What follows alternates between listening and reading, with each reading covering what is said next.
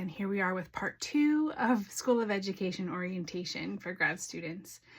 Next, I want to talk about academic advising. So when you were accepted, admissions should have let you know who your academic advisor is, and that's usually grouped together according to what program you're in. We also have, just as a side note, we also have some staff that work in the department as well. One staff member is in charge of assessment, and one is our placement director. So for any of you who are in a program that needs some sort of, it's mostly I think our MAT students, but if you need placements in schools for your level 1 cert, then you'll go through Colleen.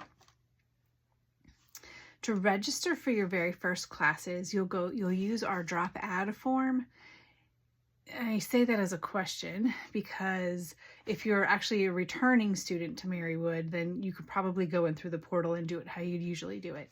If not, if you're a new student, then you'll use this drop add form. It's an electronic form, and you use your regular login credentials to get in, but you have to add a phrase.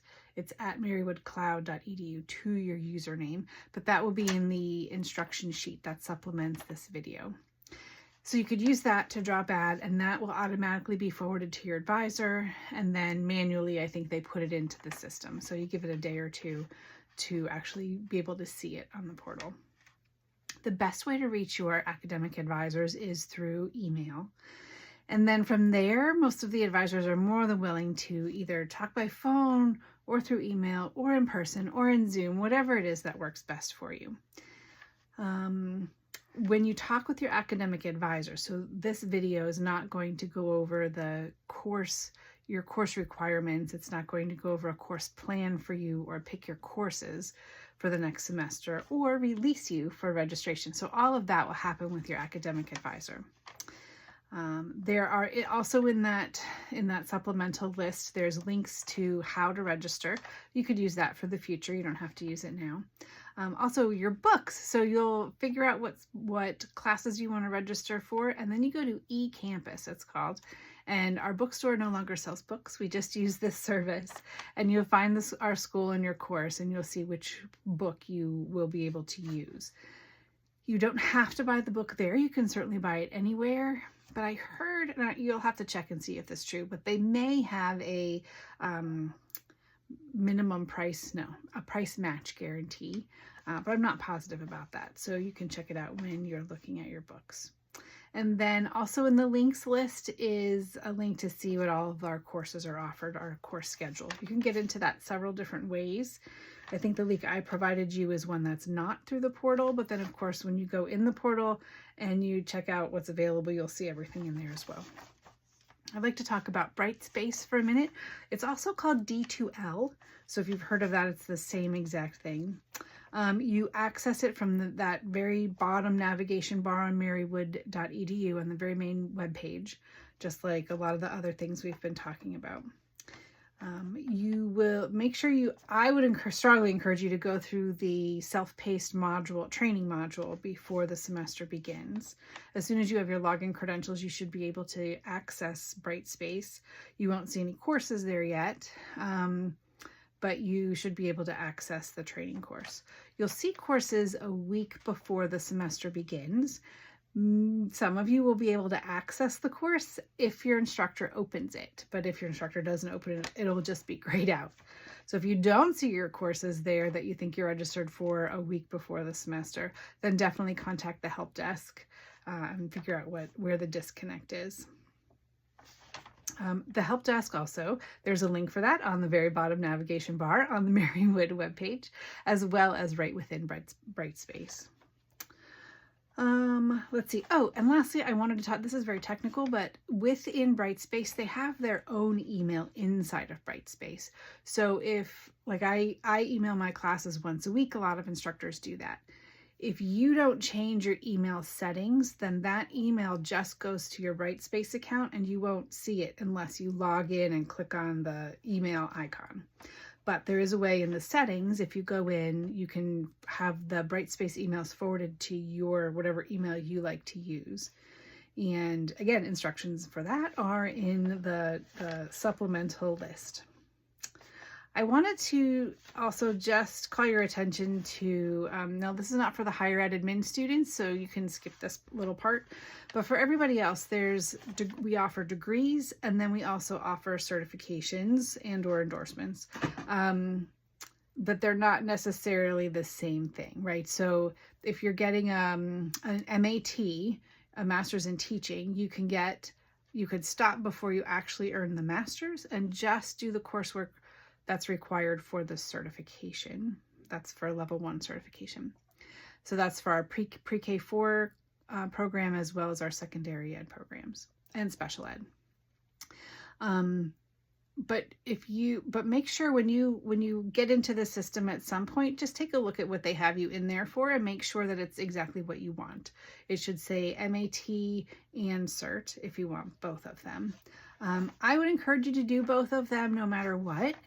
Even if you only want the cert and you want to stop at that point, there's no harm in it, right? You're not being held to anything to have to change it. But to go back and change it there's some paperwork involved, is all there is. So if you get in there and it's wrong, then it's just something that can be fixed through admissions. There's some paperwork, but again, it's very doable. It's nothing to be upset about. So, but just go in and make sure that Marywood has you in there for exactly what you want it to be. And okay, let's see the list of links. So you can hear my notes here. The list of links in the supplemental list is really kind of the outline of where this orientation came from, and then lots of information is in there. So you can of course find things on our website. I always go to the search bar on the website and type in what I'm looking for and find it easily that way. But you'll be able to poke around however you want to do that. But I also want to call your attention to, in that supplemental list, there's also instructions on how to get into your account. So in Marywood U, which we also call the portal or academic advising, that has all of your stuff. It's your account. So your bill, your final grades, your transcript, where you'll register for classes after this first semester. All instructions on how to get in there are there as well. They're also on the registrar's page. Everything we've talked about is on there. And then also what I didn't mention so far is, and I'm almost done, is I put some links there for if Scranton is new to you and or if you're just looking for ways to expand your social network. I think that's, really important. And coming back to grad school after undergrad is not the same, right? You're not surrounded by everybody that's typically in your same situation. Grad students are kind of all over the board with where they are in life. Whereas undergrad, especially traditional, right? When you come in your first year, everybody's kind of in the same situation looking to make friends. So anyway, if there's a list there of organizations and different things that go on, that if you're looking for some support to help make connections, then I encourage you to look through that. And then lastly, if any of you will be on campus, most of our programs are online. So we have some in-person classes. There'll be some of you will have a choice between online or in-person. Just talk to your advisor about that. But some of you will have in-person classes. Just some tips for that. So I learned just the other day, we have lockers that are available for use in the Learning Commons. So know that if you ever wanted to keep stuff. Make sure you get a parking sticker, register your car. You can park in front of McGowan or behind it. Just pay attention to the individual slots where you shouldn't park, but either place is good. The front of the building is just on our side of the building. The other side of the road is for people in the community with permits from the city. So you want to avoid that spot. Our building, McGowan, which is where the School of Education is located, which is where your advisor will be, all the faculty offices, and most likely your classes will be in, if you have in-person classes, they'll be in McGowan. Sometimes they won't be, so know that. But we also in the building have a convenience store, and then there's a sub shop in there as well. And then they have like some pre-made salads and sandwiches. So if you're ever here at a meal time, you won't starve. So that's all. We're really looking forward to working with you and having you on campus, well, in the programs. And that's it. Hope to see you soon. Thanks.